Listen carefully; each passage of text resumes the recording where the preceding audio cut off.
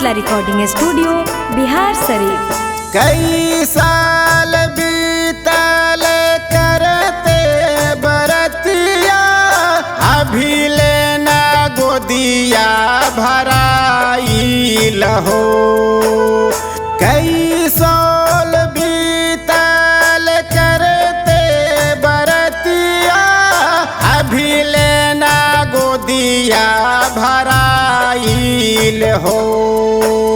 सुनी सुनी तना हम जीले छठी मैया, कहिया गोदी ललाना खेलाइब हो। सुनी सुनी तना हम जीले छठी मैया, कहिया गोदी ललाना खेलाइब हो।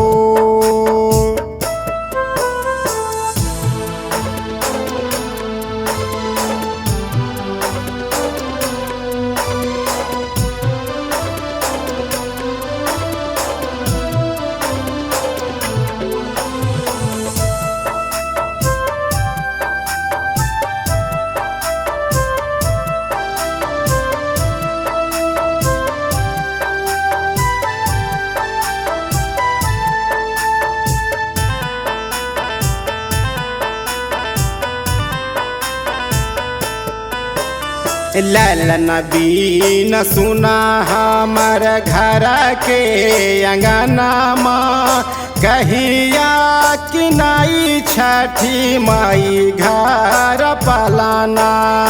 कहिया कि नाई छठी माई घर पलाना। ललन बीन सुना हमर घर के अंगना माँ, कहिया कि नाई छठी माई घर पलाना। पनिया में थर थर कपेला शरीरिया, कबहू तरस नहीं आवेला हो।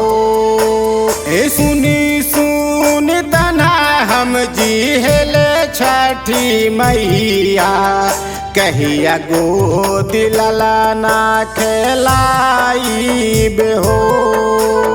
सुनी सुनी तना हम जीले छठी मैया, कहिया गोदी ललाना खेलाइब हो।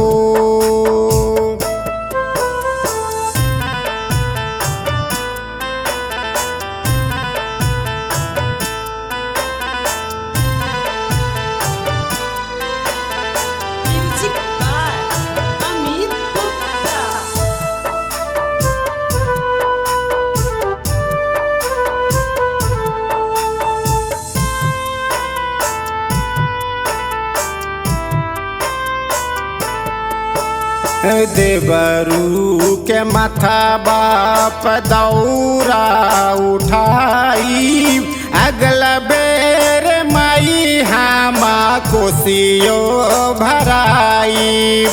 अगला बेर माई हामा कोसियो भराई। देवरू के माथा बाप दौरा उठाई, अगला बेर माई हामा कोसियो भराई। सोनू अशोका से गीतिया गवाई, दुआरे पे बाजा बजवाई हो। सुनी सुनी तना हम जीले छठी मैया, कहिया गोदी ललाना खेलाइब हो। सुनी सुनी तना हम जीले छठी मैया, कहिया गोदी ललाना खेलाइब हो।